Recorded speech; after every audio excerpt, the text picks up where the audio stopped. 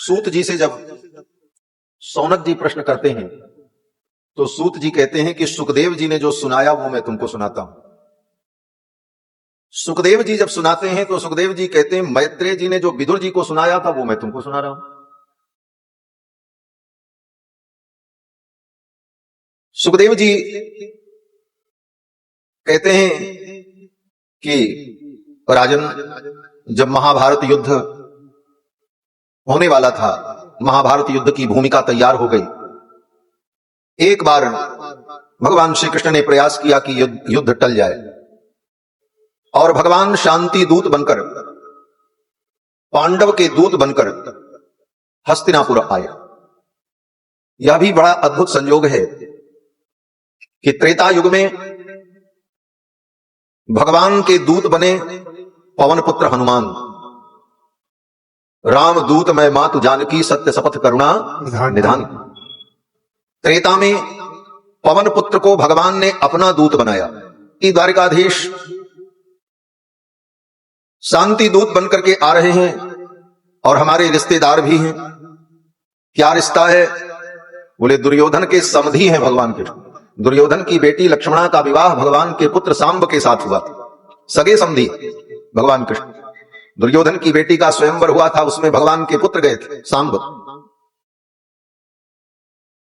और सांब का जब लक्ष्मणा ने वर्ण कर लिया था तो दुर्योधन ये विवाह नहीं चाहता था, लेकिन फिर भगवान के बड़े भैया बलराम जी गए और ऐसी लीला की कि दुर्योधन शरणागत हो गया और अपनी बेटी का विवाह भगवान के पुत्र के साथ कर दिया। दुर्योधन ने सोचा हमारे समधी हैं द्वारिकाधीश, हम इनका खूब स्वागत करेंगे तो ये हमारे अनुकूल हो जाएंगे। दुर्योधन के कुछ मित्रों ने सलाह दी कि देखो वो कृष्ण जो है ना, आज का नहीं बचपन का चटोर है। जब वृंदावन में था तो घूम घूम कर लोगों के घर में चोरी करके खाता था। उसको अपने जीभ पर नियंत्रण नहीं है और चटोर व्यक्ति को बस में करने का यही तरीका है, उसे खूब बढ़िया बढ़िया खिलाओ तो तुम्हारे वश में हो जाएगा। अगर पांडव को चाहिए तो युद्ध करना पड़ेगा। भगवान ने कहा जब ये बात है तो अब तो युद्ध होगा ही। भगवान ने कहा ठीक है मैं जा रहा हूं। दुर्योधन ने कहा आपके स्वागत के लिए इतनी बड़ी तैयारी मैंने की है, ये आतिथ्य आप स्वीकार करो। आपके लिए अनेक प्रकार के व्यंजन हमने बनवाए। भगवान ने कहा सुयोधन मैं तुम्हारे यहां भोजन नहीं करूंगा। दुर्योधन ने कहा क्यों? भगवान दुर्योधन को सुयोधन ही कहते। अथवा हम आपत्ति में होंगे भूखे होंगे, अथवा हम आपत्ति में होंगे भूखे होंगे, हमें खाने को नहीं मिल रहा है तो कहीं भी कुछ खा लेंगे। दुर्योधन से भगवान ने कहा राजन, ये दोनों परिस्थितियां हमारे और तुम्हारे बीच लागू नहीं होती।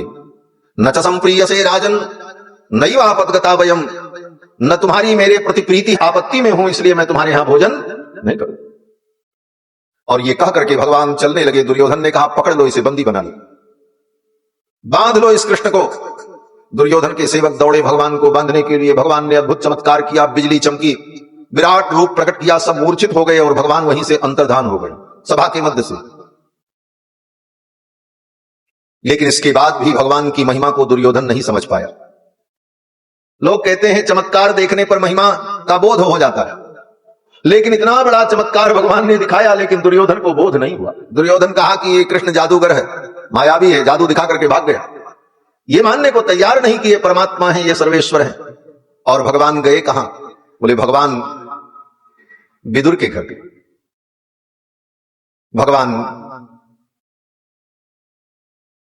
श्री विदुर जी के यहां जाते हैं।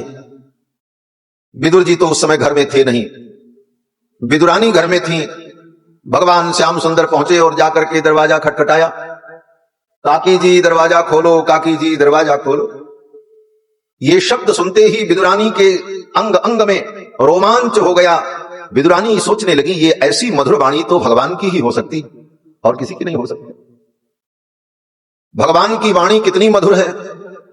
गोस्वामी तुलसीदास जी महाराज वर्णन करते हैं कि मुर्दे के कान में भी अगर भगवान की वाणी चली जाए तो मुर्दा भी उठ करके बैठ जाए, जिंदा हो जाए, ऐसी भगवान की वाणी। मृतक जिया बलि गिरा सुहाई, मृतक जिया बलि गिरा सुहाई। श्रवण रंग हुई उर जब आई, श्रवण रंग हुई उर जब आई। मृतक जिया बलि गिरा सुहाई, मृतक जिया बलि गिरा सुहाई, मृतक जिया बलि गिरा। भगवान की वाणी मृतक जियावनी, मुर्दे को भी जिंदा कर दे। और भगवान कहने लगे, काकी जी मुझे बहुत जोर से भूख लगी, जल्दी कुछ खिलाओ, नहीं तो मेरा प्राण निकल जाएगा, जल्दी कुछ खिलाओ। अब तो विदुरानी सोचने लगी क्या खिलाऊं।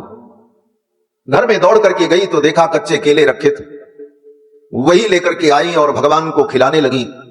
और विदुर जी उस समय कौरव की सभा से निकल करके अपने घर के लिए चल चुके थे। ऐसी अद्भुत लीला हुई। विदुरानी भगवान को केले का छिलका खिला, और उस केले के छिलके में भगवान को इतना स्वाद आ रहा। बोले उस छिलके में स्वाद कहां से आया? बोले भगवान को स्वाद मिलता कहां है, पहले यह विचार कर। सोने की थाली में, सोने की कटोरियों में 56 प्रकार के व्यंजन सजाकर भगवान के सामने ले जाओ, ठाकुर को स्वाद नहीं मिलेगा। स्वाद तब मिलेगा जब उन व्यंजनों में तुम्हारा प्रेम पड़ा हो, उन व्यंजनों में तुम्हारा प्रेम, तुम्हारा अनुराग अगर भरा हुआ है, तब तो वो ठाकुर को अच्छा लगेगा। और नहीं तो कितना भी तुम थाली सजा करके रखो, भगवान को अच्छा नहीं लगेगा। क्यों? बोले भगवान को प्रेम प्रिय है, राम ही केवल प्रेम प्रिया। प्रेम से युक्त उस केले के छिलके में भगवान को ब्रह्मांड के समस्त व्यंजनों का स्वाद प्राप्त हो रहा था, और भगवान प्रेम पूर्वक पा रहे थे। तब तक विदुर जी महाराज आ गए, केले का छिलका खाया, और फिर भोजन करने के बाद भगवान ने कहा, काका जी हम बहुत थक गए, नींद आ रही है, मेरे सोने की व्यवस्था आप कर दो।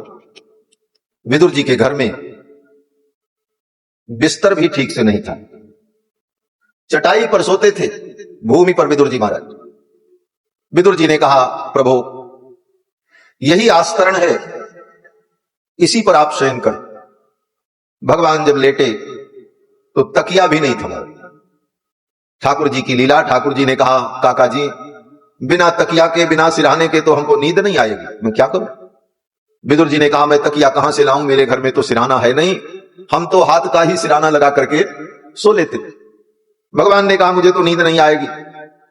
तो विदुर जी ने कहा, तो ठीक है, हम बैठ जाते हैं और हमारी जंघाओं को ही तकिया बना करके आप सो जाओ।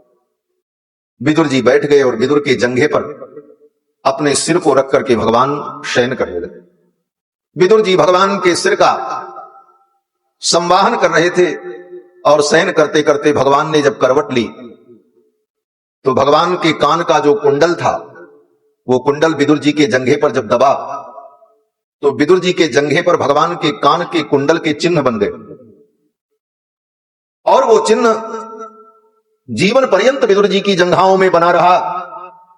जहां जहां विदुर जी जाते, भगवान के भक्त विदुर जी से मिलते तो कहते, विदुर जी आपकी जंघाओं में भगवान द्वारिकाधीश के कानों के कुंडल के जो चिन्ह है, जरा उसका दर्शन तो करा दो। ऐसे श्री विदुर जी महाराज अपने घर को छोड़कर विदुर जी तीर्थ यात्रा पर चल पड़े। विदुर जी ने सोचा, ऐसे युद्ध के समय में यहां रहना ठीक नहीं है, अधर्म का पक्ष लेना पड़ेगा। इसलिए अपना धनुष बाण धृतराष्ट्र के द्वार पर रख दिया और विदुर जी तीर्थ यात्रा के लिए चल पड़े। वेदव्यास जी कहते हैं, छत्रा वनम प्रविष्टेन त्यक्त्वा स्वगृह मृद्धिमत। विदुर जी ने अपनी समृद्धि से युक्त घर को छोड़ दिया और चल पड़े। क्या समृद्धि थी विदुर जी के घर में? खाने को अन्न नहीं, बिछाने के लिए बिस्तर नहीं। और वेदव्यास जी कहते हैं, छत्रा वनम प्रविष्टेन त्यक्त्वा स्वगृह मृद्धिमत। रिद्धि और समृद्धि से युक्त अपने घर को त्याग कर विदुर जी महाराज तीर्थ यात्रा पर चले। विदुर जी के घर की रिद्धि और समृद्धि क्या थी? विदुर जी के घर की रिद्धि और समृद्धि भौतिक वस्तुएं नहीं थी। विदुर जी के घर में भगवान पधारे और भगवान की जो स्मृतियां उस घर में थी, भगवान की मधुर वाणी उस घर में गूंजी थी, यही विदुर जी की सबसे बड़ी समृद्धि थी, यही विदुर जी की अपनी संपत्ति थी। और ऐसे अपने घर को छोड़कर विदुर जी चल पड़े। व्यक्ति सब कुछ त्याग देता है, लेकिन अपने प्रिय की स्मृतियों को त्याग नहीं पाता। लेकिन विदुर जी की मजबूरी थी। जिस घर में भगवान गोविंद की ऐसी स्मृतियां जीवंत थी, ऐसे रिद्धि से युक्त अपने घर को त्याग करके विदुर जी महाराज तीर्थ यात्रा पर चले। वेद व्यास जी कहते हैं विदुर जी कुछ लेकर के नहीं गए, जो तन पर वस्त्र थे वही लेकर के गए, लेकिन एक चीज लेकर के गए। क्या लेकर के गए? सूत जी महाराज कहते हैं सनिर्गत कौरव पुण्य लब्ध, कौरवों का पुण्य लेकर के विदुर जी चले गए, और तो कुछ नहीं ले गए। लेकिन विदुर जी के जाते ही कौरवों का पुण्य समाप्त हो गया।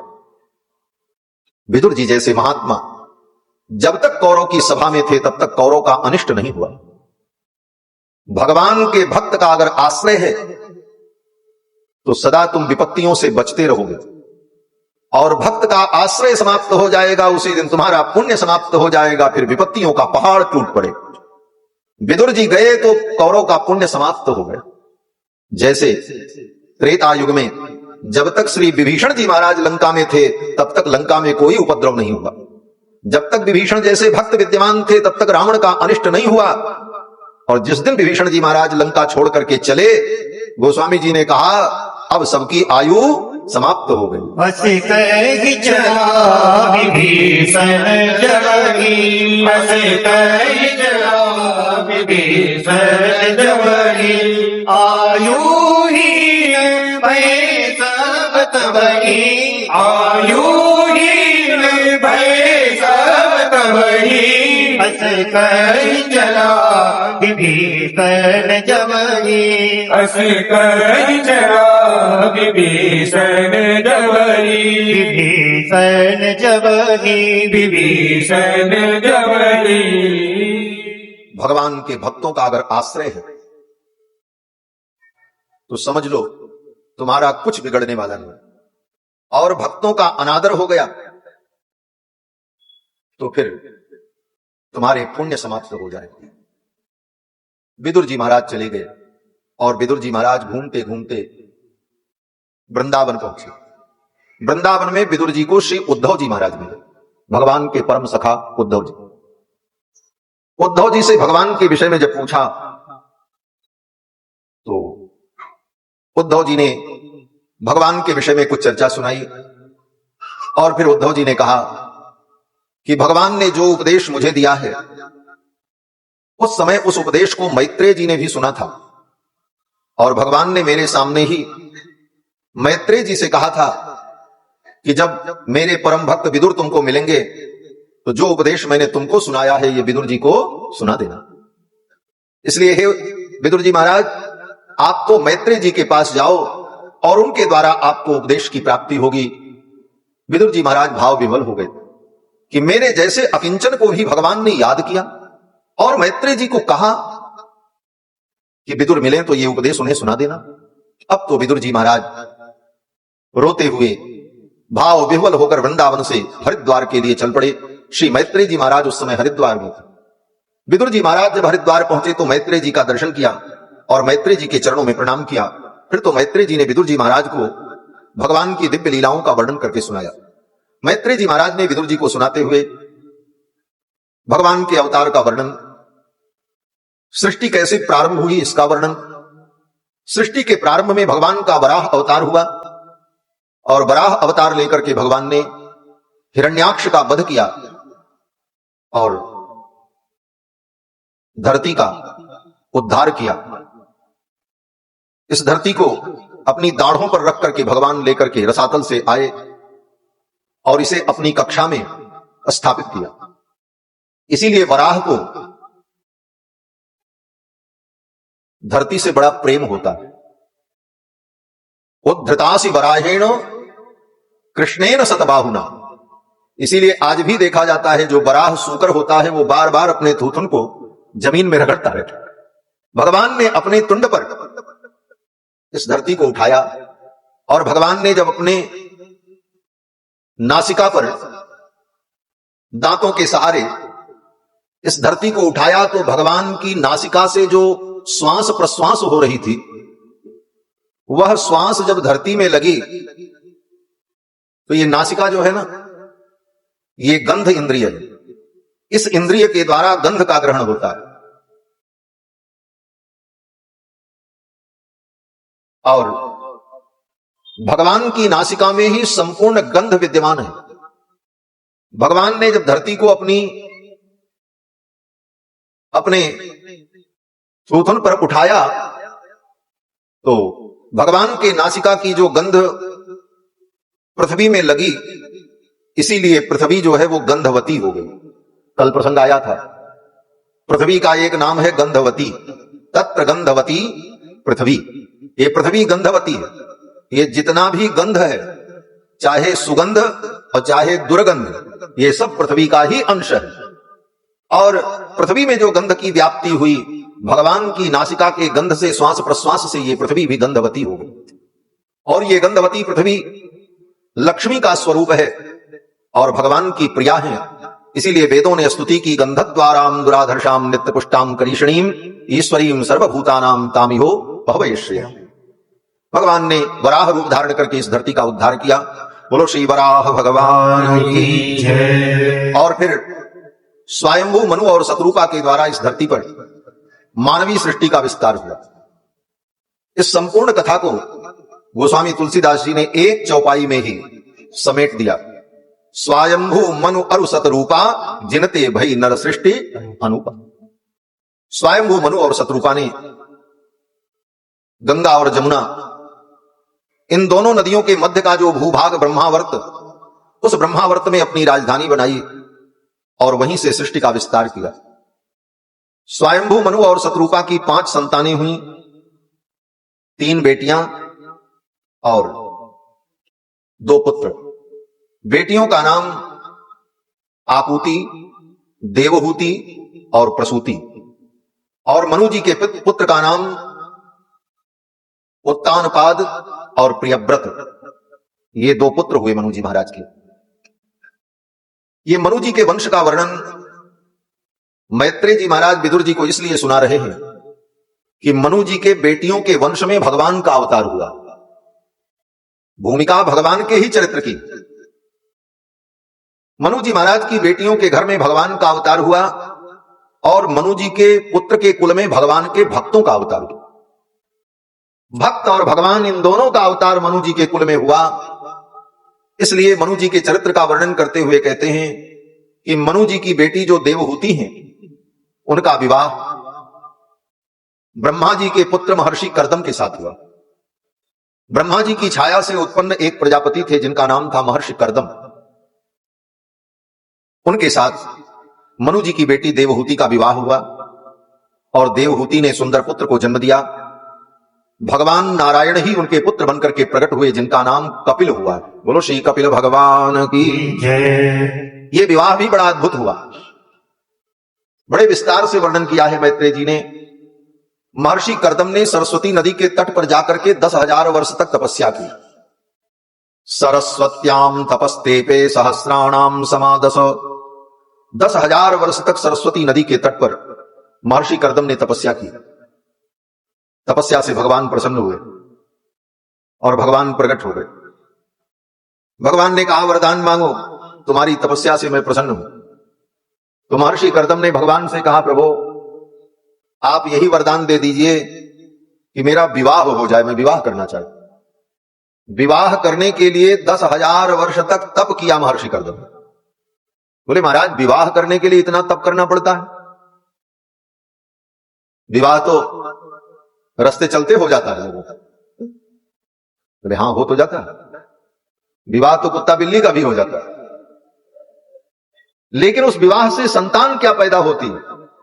बोले पिल्ला पिल्ली पैदा होते हैं। जिस विवाह के पूर्व जीवन में तप होगा, उस गृहस्थ जीवन में भगवान और भगवान के भक्त का अवतार होता। जिसके जीवन में तपस्या नहीं और केवल भोग के लिए विवाह किया, ऐसे व्यक्ति के घर में भगवान नहीं अवतरित होते। ऐसे व्यक्ति के घर में भगवान के भक्तों का अवतार नहीं होता। जब भूमिका पवित्र होगी तभी वहां का कार्य भी पवित्र हो। महर्षि कर्दम ने 10,000 वर्ष तप किया और भगवान से कहा, आप कृपा करो मेरा विवाह हो जाए। तथा सचाहम परिवोढ़ कामः। हे भगवान, मैं विवाह करना चाहता हूं, लेकिन ऐसी स्त्री से मेरा विवाह हो कि समान शीलाम गृह में दधेनुम, मेरे समान गुण धर्म वाली हो। समान शीलाम गृह में दधेनुम, मेरे गृहस्थ धर्म के पालन में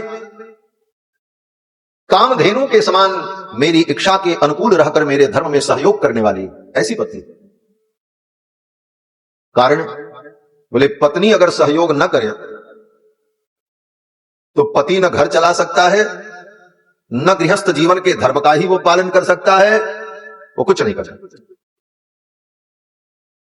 इसीलिए पत्नी को धर्म पत्नी कहा जाता, पति को धर्मपति नहीं कहा जाता। आज तक किसी पति को धर्मपति कहा गया हो तो बता। पत्नी को धर्म पत्नी कहा जाता है। क्यों? बोले धर्माय पत्नी धर्म पत्नी, धर्म के लिए जिस पत्नी का वर्ण किया। और वेदों में जिन धर्मों का वर्णन है, यज्ञ यागादि अग्निहोत्रादि, उन सारे धर्मों को करने का वही व्यक्ति अधिकारी होता है जो पाणिक ग्रहण संस्कार करके धर्मानुकूल भार्या के साथ हो। अपत्नीक व्यक्ति जो है उसे उन धर्मों का अधिकार नहीं होता। इसीलिए रामायण में आप देखो, सीता जी जब पृथ्वी में प्रवेश कर गईं, उसके बाद राम जी ने सीता जी की सोने की मूर्ति बना करके अपने बगल में बैठा करके उन सारे धर्मों को किए।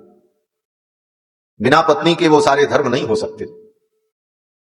इसीलिए शास्त्र का एक पक्ष है कि पुरुष एक से अधिक भी विवाह कर सकता है।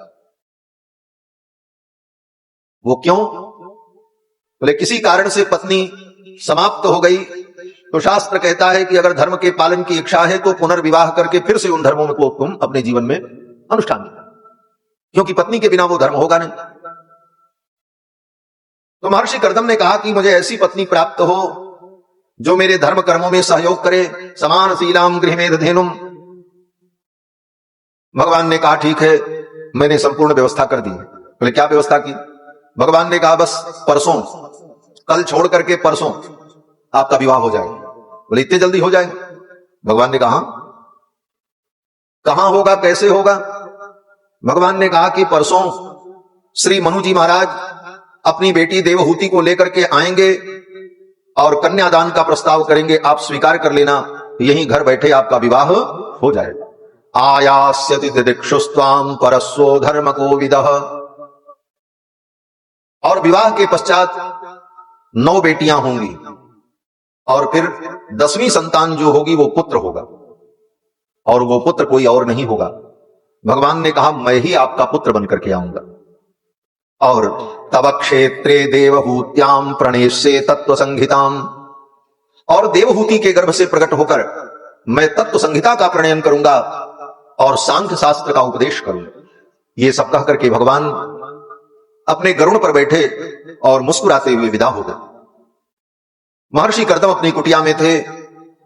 2 दिन बीता, मनु जी महाराज अपनी बेटी देवहूति को लेकर के आए और विवाह का प्रस्ताव किया। महर्षि कर्दम को तो सब मालूम ही था, भगवान सब बता चुके थे। महर्षि कर्दम ने कहा कि बाढ़म उद्बोधुकामोहम, बहुत बढ़िया है, मैं भी विवाह करना चाहता हूं और आपकी बेटी मेरे अनुकूल है।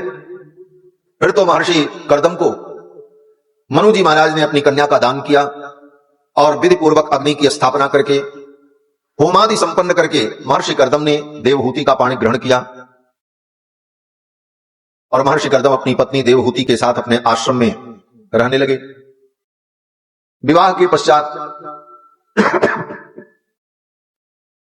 मनु और शत्रुपा अपने घर चले गए और देवहूति अपने पति की सेवा करने लगे। पितृभ्याम प्रस्थिते साध्वी पतिमिंगित कोविदा। माता पिता के अपने घर चले जाने के बाद पतिमिंगित कोविदा, अपने पति के इशारे को समझकर, उनकी भावना को समझकर तदनुकूल सेवा करने लगी और सेवा करते करते वर्षों बीत गए। महर्षि कर्दम अपने यज्ञ यागादि कर्म में लगे रहते। सवेरे से शाम तक, रात्रि तक कर्मानुष्ठान में ही वो लगे रहते थे और फिर दूसरे दिन से वही प्रक्रिया प्रारंभ हो जाती। दिन प्रतिदिन अपने नित्य कर्मानुष्ठान में लगे रहते। समय बीतता गया, देवहूति वृद्धा हो गई। महर्षि कर्दम भी हजारों वर्ष के वृद्ध हो गए। एक दिन महर्षि कर्दम ने देवहूति को देखा। देखते तो रोज थे, लेकिन आज जब देखा तो मन में भावना आई, इन्होंने इतनी मेरी सेवा की और कभी मैंने इनका सुख दुख इनसे नहीं पूछा कि आपकी भी कोई इच्छा है। आज महर्षि कर्दम ने देवहूति से कहा, देवी आपने इतनी सेवा की, आपकी सेवा से मैं संतुष्ट हूं, वरदान मांगू, क्या चाहिए? देवहूति ने कहा कि अगर आप वरदान देना चाहते हैं तो यही वरदान दीजिए कि मुझे संतान की प्राप्ति हो। यस्ते भ्यदाई समय सकृदंग संगो भूयाद गरीयस गुण प्रसवसती नाम। मैं संतान को जन्म दूं, मेरा नारीत्व सफल हो जाए, यही मैं चाहती हूं। और इसके लिए एक बार आपका अंग संग मुझे प्राप्त हो। यस्ते भ्यदाई समय सकृदंग संगो। आपका अंग संग इसलिए नहीं चाहिए कि मेरे अंदर कोई वासना हो। देवहूति ने कहा, भूयाद गरीयस गुण प्रसवसती नाम। आपके समान तेजस्वी पुत्र को मैं जन्म दे सकूं, इसलिए एक बार आपका अंग संग मुझे प्राप्त हो, यही मेरी कामना। महर्षि कर्दम ने अपने तपोबल से एक दिव्य विमान प्रकट किया। उस विमान में सब प्रकार की दिव्य सामग्रियां विद्यमान थीं। उस विमान में सैकड़ों परिचारिकाएं थीं। उन परिचारिकाओं ने महर्षि कर्दम को और देवहूति को स्नान कराया। बिंदु सरोवर में स्नान करते ही देवहूति युवती हो गई। हजारों वर्ष की जो वृद्धा थी वो देवहूति युवती बन गई। महर्षि कर्दम का भी शरीर युवा हो गया और फिर दोनों दिव्य दंपति उस विमान में बैठे। उन परिचारिकाओं ने विविध प्रकार का भोजन प्रस्तुत किया और गीत संगीत के माध्यम से उन परिचारिकाओं ने महर्षि कर्दम और देवहूति का मनोरंजन किया। और फिर उस विमान में बैठकर महर्षि कर्दम और देवहूति भ्रमण करने लगे। वह विमान आकाश में 100 वर्षों तक भ्रमण करता रहा। सतम व्यतीयु सरद कामलाल सयोर्मना। वेद व्यास जी कहते हैं 100 वर्षों तक वो विमान अंतरिक्ष मंडल में घूमता रहा, धरती पर उतरने की जरूरत नहीं। बोले महाराज इतना ईंधन कहां से मिला चलने के लिए विमान को? बोले वो मन की गति से चलता। महर्षि कर्दम के मन के संकल्प से चलने वाला विमान था। 100 वर्षों तक वो अंतरिक्ष में घूमता रहा और उसी काल में देवहूति अंतर्वतनी हुई और उन्होंने 9 कन्याओं को जन्म दिया। 9 बेटियां उत्पन्न हुई और फिर 10वीं संतान के रूप में स्वयं भगवान देवहूति के गर्भ में आए और 10 महीना व्यतीत होने पर देवहूति ने सुंदर पुत्र को जन्म दिया। तस्याम बहुतिथे काले भगवान मधुसूदन। भगवान मधुसूदन देवहूति के गर्भ में आए। कार्दमम वीर्यमापन्नो। महर्षि कर्दम के तेज का आश्रय ग्रहण करके भगवान देवहूति के गर्भ में आए। और जब भगवान प्रकट हुए, कपिल भगवान का प्रादुर्भाव हुआ। देवताओं ने दुंदुभी बजाई, जय जयकार की, बोलो श्री कपिल भगवान की जय। कपिल भगवान जब प्रकट हुए उसी समय ब्रह्मा जी महाराज आए भगवान का दर्शन करने के लिए। महर्षि कर्दम ने कहा, अब तो हम तपस्या करने जा रहे हैं। देवहूति ने कहा, आप तपस्या करने चले जाओगे, ये 9 बेटियां हैं, इनका विवाह कौन करेगा? इनका विवाह कर दो तब आप जाओ। महर्षि कर्दम ने सोचा, अब 9 बेटियों का हम विवाह करेंगे, कितना समय लगेगा? महर्षि कर्दम को चिंता हुई। ब्रह्मा जी आए थे। ब्रह्मा जी ने कहा, चिंता मत करो, ये मेरे साथ जो महर्षि आए हैं, इन महर्षियों के साथ एक एक बेटियों का विवाह कर दो। ब्रह्मा जी के साथ कौन कौन से लोग आए थे? बोले मरीचि आए थे, अत्रि आए थे, अंगिरा महर्षि थे, पुलस्त थे, पुलह थे, क्रतु नाम के महर्षि थे, भृगु जी महाराज थे, वशिष्ठ थे, अथर्वण थे। इन महर्षियों के साथ महर्षि कर्दम ने अपनी बेटियों का विवाह कर दिया। महर्षि कर्दम की जो बेटियां इन महर्षियों को ब्याही गईं, इनसे जो संतान उत्पन्न हुई, उन्हीं से ब्राह्मणों के वंश का विस्तार हुआ। ये ब्राह्मण का जितना वंश है ब्राह्मणों का, ये सब महर्षि कर्दम की बेटी मरीचि की पत्नी कला, अनसुया, महर्षि कर्दम की जो दूसरी बेटी है उनका नाम अनसुया है, जिनका विवाह अत्रि महर्षि के साथ। इन्हीं की बेटी अरुंधति है, जिनका विवाह वशिष्ठ जी के साथ हुआ। इन्हीं से ब्राह्मणों के वंश का विस्तार हुआ।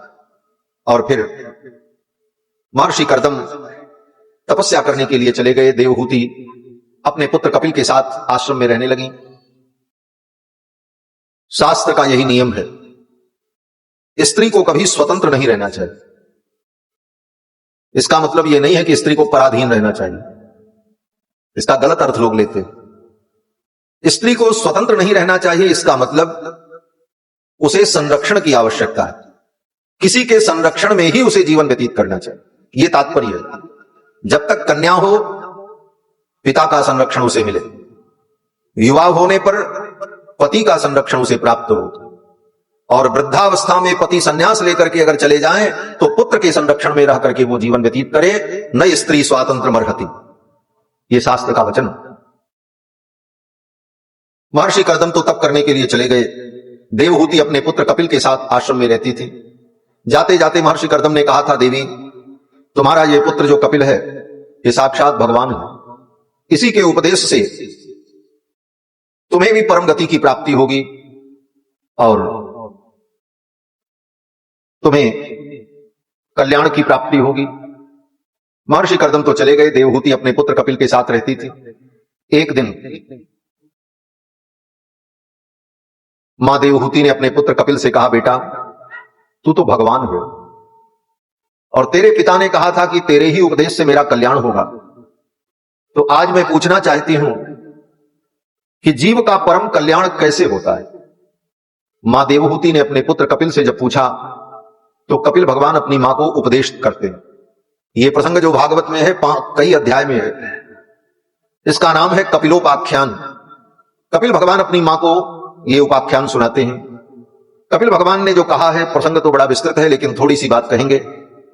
कपिल भगवान ने कहा, मां जीव को परम कल्याण की प्राप्ति के लिए सर्वप्रथम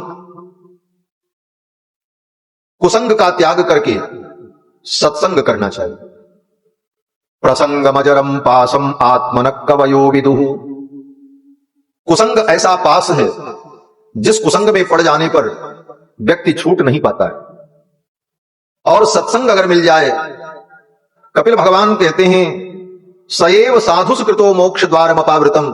अगर संतों का संग मिल जाए तो मोक्ष का द्वार खुल जाता है, उसके लिए मोक्ष का द्वार खुल जाता है। सत्संग की महिमा बताई। सत्संग क्या है? कहते संतों का संग सत्संग, और विशेष व्याख्या अगर समझे तो सत का संग सत्संग। सत क्या है? बोले सत शास्त्र, सत वेद, सत भगवान, सत संत।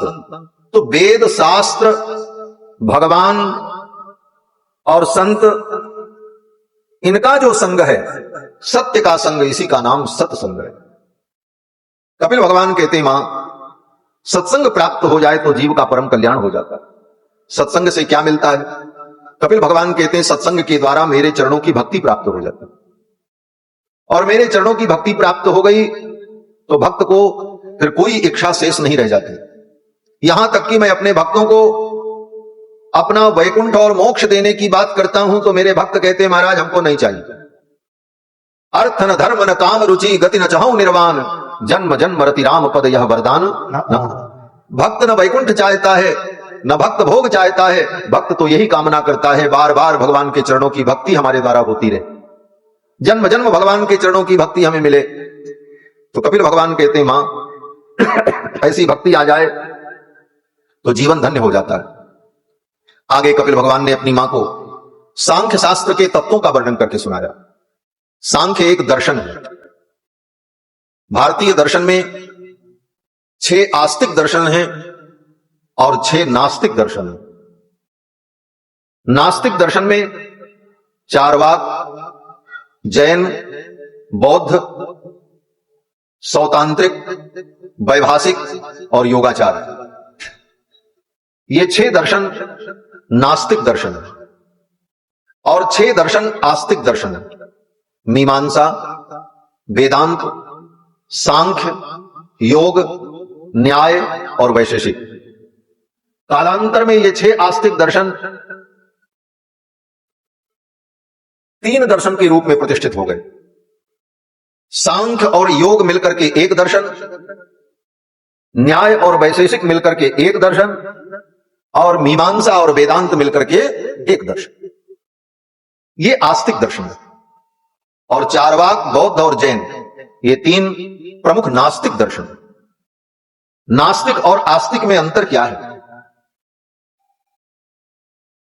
सामान्यतया व्यक्ति को यही समझ में आता है कि जो भगवान को माने वो आस्तिक और जो भगवान को न माने वो नास्तिक। लेकिन ये नास्तिक आस्तिक की परिभाषा नहीं है। भगवान को आप मानते हैं नहीं मानते हैं इसका कोई लेना देना नहीं। तब आस्तिक और नास्तिक की परिभाषा क्या है? तो कहते हैं जो वेद को प्रमाण मानता है वो आस्तिक है, और जो वेद को प्रमाण नहीं मानता वो नास्तिक है। नास्तिको वेद निंदका, जो वेद की निंदा करता है वो नास्तिक है। भगवान को न माने कोई बात नहीं। आस्तिक दर्शन में सबसे बड़ा आस्तिक दर्शन मीमांसा है, जैमिनी की। और जैमिनी की मीमांसा में ईश्वर के ऊपर कोई विचार ही नहीं किया गया, लेकिन सबसे बड़ा आस्तिक दर्शन है। क्यों? क्योंकि वेद को परम प्रमाण मानता।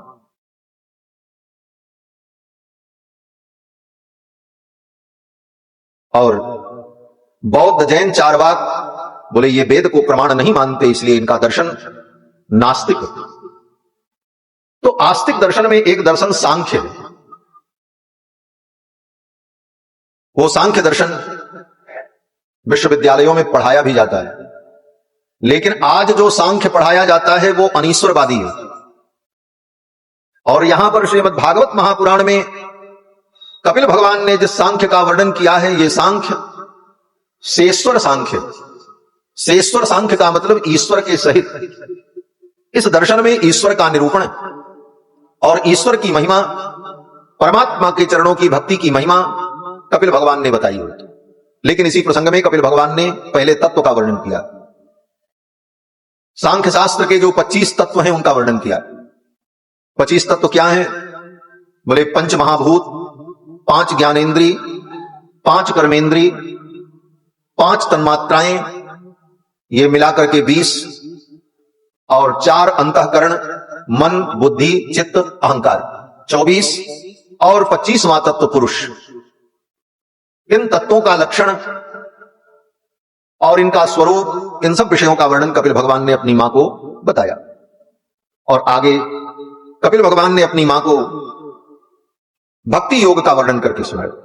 भक्ति योग में कपिल भगवान ने कहा, मां, भक्ति योग में सबसे पहले व्यक्ति को अपने स्वधर्म का पालन करना चाहिए। स्वधर्माचरणम सत्या विधर्माच निवर्तनम दैवाल्लब्धेन संतोषः आत्मविचरणार्चनम। कपिल भगवान कहते हैं, मां, चाहे भक्ति योग हो चाहे ज्ञान योग हो, किसी भी योग में सफलता तब मिलती है जब वह अपने स्वधर्म का पालन करे। स्वधर्म क्या है? बोले अपने अपने वर्ण और आश्रम का जो धर्म है उसी का नाम स्वधर्म है। इसी को गीता में भगवान ने वर्णाश्रम धर्म कहा। आज वर्णाश्रम धर्म की बात करो तो लोग कहते हैं ये तो मनुवादी। मनुवादियों को रहने मत दो। हाँ, तो किसको रहने दो? धनुवादियों को। अगर हम मनुष्य हैं तो हमारे अंदर मनुवाद ही होना चाहिए। क्यों? क्योंकि मनु की हम संतान।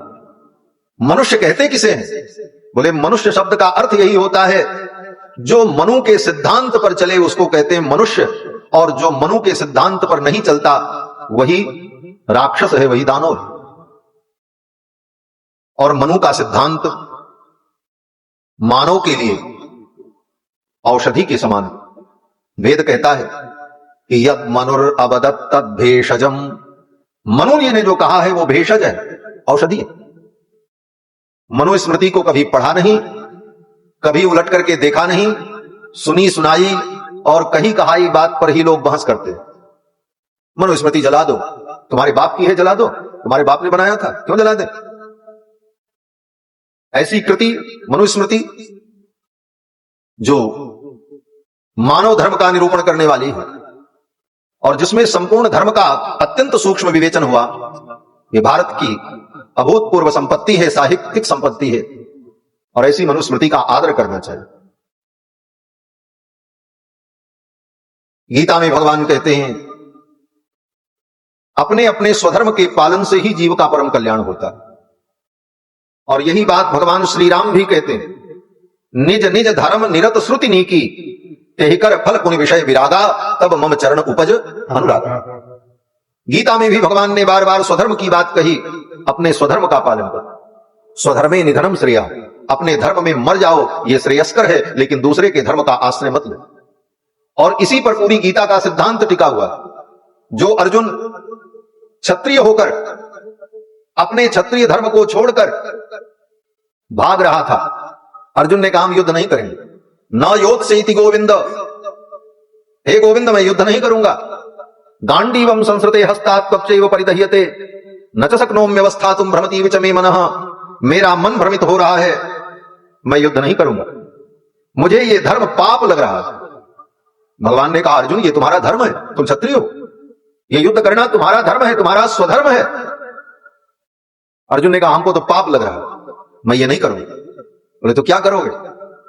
अर्जुन ने कहा जंगल में जाकर के कंदमूल फल खा करके जीवन बिता लूंगा, भिक्षा मांग करके भोजन कर लूंगा, लेकिन राज्य के लिए मैं युद्ध नहीं करूंगा। भगवान ने कहा भिक्षा मांग करके जी लोगे, कंदमूल फल खा करके रह लोगे, इसको तुम धर्म समझ रहे हो। ये धर्म तो है, लेकिन ये तुम्हारा धर्म नहीं है, ये ब्राह्मणों का धर्म है। और ये युद्ध करना राज्य के लिए, ये तुम्हारा धर्म है। तुम अपने धर्म को अधर्म समझ रहे हो और ब्राह्मण के धर्म को धर्म समझ रहे हो, जबकि तुम्हारे लिए तुम्हारा धर्म धर्म है और ब्राह्मण के लिए जो धर्म है वो तुम्हारे लिए अधर्म है। यह एक भ्रम की बड़ी विलक्षण स्थिति होती है, जब हम अपने ही धर्म को अधर्म समझ लेते हैं और दूसरे के उस धर्म को हम परम धर्म मानने लगते हैं। और ऐसा भ्रम उत्पन्न हो तो ऐसे भ्रम का निराकरण गीता के ज्ञान के द्वारा होता है। इसीलिए गीता की प्रवृत्ति हुई, गीता के उपदेश का यही प्रयोजन था भगवान का। और जब भगवान ने पूरी गीता सुना दी तब अर्जुन का भ्रम दूर हो गया। अर्जुन ने कहा महाराज मेरा संशय समाप्त हो गया। भगवान ने कहा आप क्या करोगे? अर्जुन ने कहा महाराज जो आप कहेंगे वो मैं करूंगा।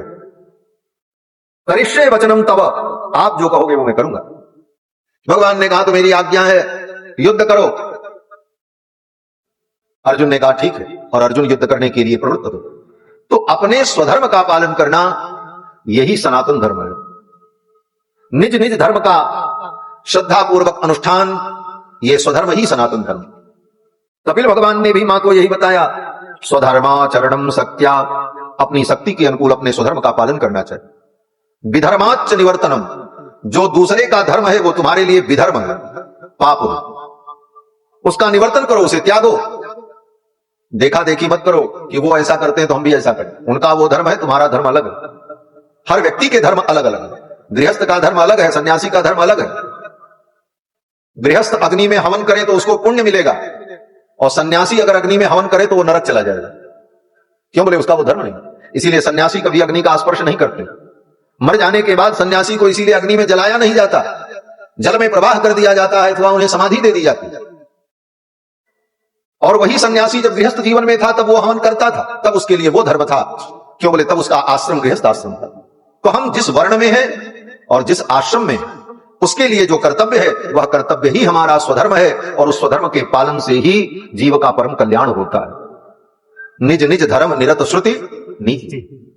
कपिल भगवान ने कहा मां स्वधर्म का पालन करते हुए दैवान लब्धे न संतोष, प्रारब्ध में जो प्राप्त है उसमें संतुष्ट रहना सीख लो। हमारे जीवन में हाय हाय न हो, भगवान ने जो दिया उसमें हम संतुष्ट रहकर अपने धर्म का पालन करो। आत्मविद चरणार्चनम, और जो आत्म तत्व के वेत्ता हैं ऐसे महापुरुषों के चरणों की सेवा करें। और बोले मितमेध्यादनम सस्वत विविक्त क्षेम सेवनम, सीमित भोजन करें। भोजन पर भी विचार किया। कपिल भगवान कहते हैं मां जो व्यक्ति सीमित और पवित्र भोजन करता है उसी की साधना सफल होती है। होटलिंग करोगे और बोतलिंग करोगे तब साधना वधना नहीं होगी, तब साधना भ्रष्ट हो जाएगी। और सच पूछो तो हिंदू के लिए होटल होता ही नहीं। लोग कहते हैं महाराज होटल में खा लेंगे, बोले इसका मतलब तुम हिंदू हो ही नहीं। खाली लाल झंडा लेकर के और गमछा लपेट करके लाल रंग का और जय श्री राम करने से ही कोई हिंदू नहीं हो जाता। बहुत कड़वी बात। जब तक हिंदुत्व का आचरण तुम्हारे जीवन में न हो तो खाली एक भीड़ का तुम अंग बन करके रह जाओगे, तुम्हारे अंदर कोई हिंदुत्व प्रतिष्ठित नहीं हो पाएगा। हिंदू के लिए होटल होता ही नहीं। एक बार हमारे गुरुजी साथ में थे, हम लोग गुरुजी के साथ काशी गए। काशी में स्टेशन से उतर करके जब जाने लगे पैदल, मंगला गौरी तक जाना था, तो स्टेशन से बाहर निकलते ही एक होटल दिखाई पड़ा और उस पर लिखा था हिंदू होटल। तो गुरुजी ने देखा, गुरुजी हंसने लगे और गुरुजी ने कहा देखो क्या लिखा है। तो हमने कहा लिखा है गुरुजी हिंदू होटल। बोले इसका मतलब समझे? तो हमने कहा नहीं। गुरुजी ने कहा इसका मतलब है हिंदू हो तो टल, हिंदू अगर हो तो टल और हिंदू नहीं है तो फिर चल। क्या दिक्कत? इस एक सहज व्यवहार में इतना बड़ा उपदेश गुरुदेव के द्वारा मिल जाता था। अद्भुत महापुरुष थे पूज्य गुरुदेव भगवान। तो होटल हिंदू के लिए नहीं है। अगर आप सच्चे हिंदू हैं तो आप होटल में नहीं जाएंगे। अभी कांवड़ यात्रा हो रही थी तो बड़ा विवाद हुआ कि लोग कांवड़ यात्रा में जा रहे हैं, शिव जी की भक्ति कर रहे हैं, होटल वाले अपना पूरा परिचय लिखें, किस जाति के हैं, किस धर्म के हैं, क्या हैं, और उस पर बड़ा विवाद हुआ।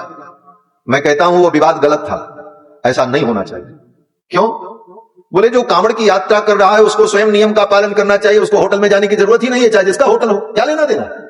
अगर तुम सच्चे शिव भक्त हो तो तुम अपनी खाने की सामग्री चिवड़ा भूजा फल फलहार अपने साथ रख करके यात्रा करो, होटल में खाने की क्या जरूरत। और अगर होटल में आप खा रहे हो तो फिर आप भक्ति का केवल ढोंग कर रहे हो, आपकी भक्ति नहीं। ये विवाद आवश्यक नहीं। हिंदू अपने धर्म का पालन करे, होटल में जाने की क्या जरूरत पड़े। किसका होटल है क्या मतलब हमको। और जब आप स्वयं अपने आचरण से भ्रष्ट हैं तो फिर चाहे जितना आप पता लगा लो किसका होटल है, किसका नाम है, कौन मालिक है, बोले उससे कुछ होने वाला नहीं। साधना करने वाले व्यक्ति को सबसे पहले आहार पर नियंत्रण करना चाहिए। सीमित और पवित्र आहार करें। मित मेध्याधर्म सस्वत विविक्त क्षेम सेवन, तभी कोई साधना सफल होती है। और अहिंसा के व्रत का पालन करें। मन वचन कर्म से किसी की हिंसा न करें। इन सारे नियमों को कपिल भगवान ने अपनी मां को बताया और फिर जीव की गति का वर्णन करके सुनाया। ये जीव मानव योनि में कैसे आता है। कपिल भगवान कहते हैं मां, ये जीवात्मा अपने पाप पुण्य कर्म का फल भोगने के लिए स्वर्ग और नरक में जाता है और वहां जाकर अपने पाप पुण्य को भोगने के बाद फिर संसार में पैदा होता है। स्वर्ग जाने के बाद भी लौट के आना पड़ता है। लोग बड़े गर्व से कहते हैं हमारे पिताजी स्वर्गीय हो गए। उनको लगता है ये स्वर्गीय शब्द बहुत अच्छा है। वस्तुतः स्वर्ग भी कोई अस्थायी जगह नहीं है। स्वर्ग से भी व्यक्ति को निकलना पड़ता है। गीता में भगवान कृष्ण कहते हैं यज्ञैरिष्ट्वा स्वर्गतिम प्रार्थयन्ते तेतम भुक्त्वा स्वर्गलोकम विशालम क्षीणे पुण्ये मर्त्य लोकम विशन्ति। पुण्य के क्षीण हो जाने पर स्वर्ग में रहने वाले वे पुण्यात्मा भी इस धरती पर फेंक दिए जाते हैं। क्षीणे पुण्ये मर्त्य लोकम विशन्ति, और फिर संसार में आकर के पैदा होते। नरक जाओ तो वहां पाप भोगने के बाद जब पाप समाप्त होगा फिर संसार में आओ। स्वर्ग में जाकर के पुण्य का फल भोगो और पुण्य समाप्त हो जाए तो फिर संसार में आओ। इसीलिए गोस्वामी जी ने कहा स्वर्ग में भी अल्प सुख है, ज्यादा सुख नहीं है। यही तन कर फल विषय न भाई, यही तन कर फल विषय न भाई। स्वर्ग स्वल्प अंत दुखदाई, स्वर्ग स्वल्प अंत दुखदाई, स्वर्ग स्वल्प अंत दुखदाई। स्वर्ग में भी जो सुख मिलता है वो अल्प है, बहुत कम है, और अंत में वो दुखदाई हो जाता है। स्वर्गहु स्वल्प अंत दुखदाई। बोले महाराज स्वर्ग के बाद क्या दुख होता है। बोले इसको आप ऐसे समझो जैसे कोई सड़क का भिखारी हो और उसको आप ले जाकर के किसी महल में रख दो और खूब उसकी सेवा हो, जो चाहे वो उसको मिले, और 2-4-10 वर्ष रहने के बाद फिर एक दिन उसको निकाल करके फिर सड़क पे कर दो। अब व्याख्या करने की जरूरत नहीं, आप समझ जाओ। तो 10 वर्ष तक जो सुख मिला वो सुख क्या हुआ। अंत में वो सुख भी उसके लिए दुखदाई बन गया, क्योंकि सुख भोगने का जो अभ्यास बन गया और वो सुख उससे छीन लिया गया, अब उसे दुख होगा। यही जीव की गति है। स्वर्गहु स्वल्प अंत दुखदाई।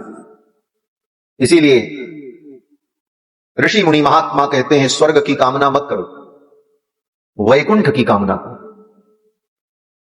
भगवान के धाम की प्राप्ति हो जाए।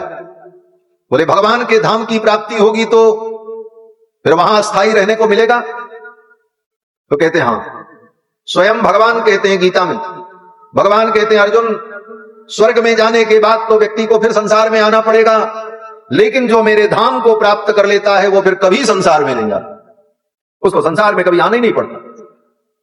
अर्जुन ने कहा महाराज आपका वो धाम कहां है, कैसा है? तो भगवान ने कहा न तद्भासयते सूर्यो, वहां सूर्य का प्रकाश नहीं होता और चंद्रमा का भी प्रकाश नहीं होता वहां, न शशांको, अग्नि का भी वहां प्रकाश नहीं होता, न पावकः, न तद्भासयते सूर्यो न शशांको न पावकः। लोगों ने कहा महाराज तब तो वहां अंधेरा रहता होगा।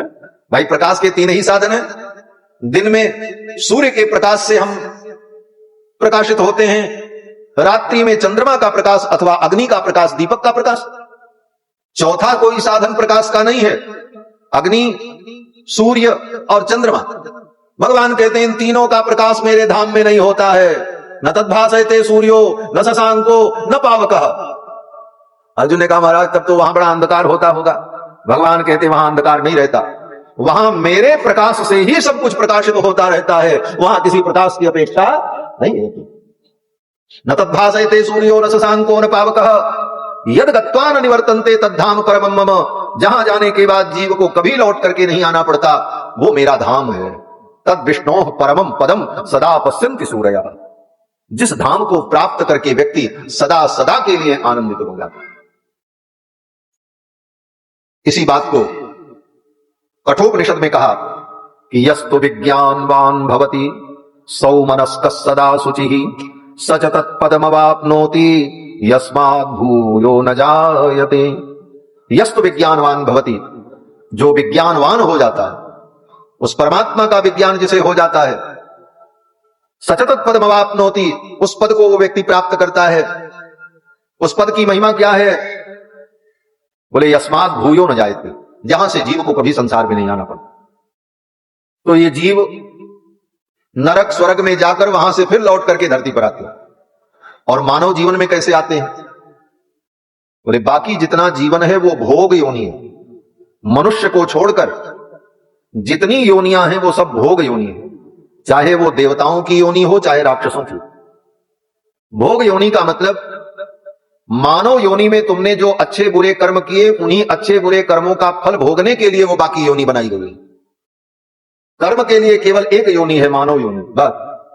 बाकी जो है वो भोग योनि। देवता भी नया कर्म नहीं करते, वो पहले किए हुए कर्मों का भोग भोगते हैं। इसीलिए देवताओं को यज्ञ करने का अधिकार नहीं होता, नहीं तो वो यज्ञ करते रहे और उसी पुण्य से सदा स्वर्ग में बने रहे। भाई स्वर्ग कौन जाता है?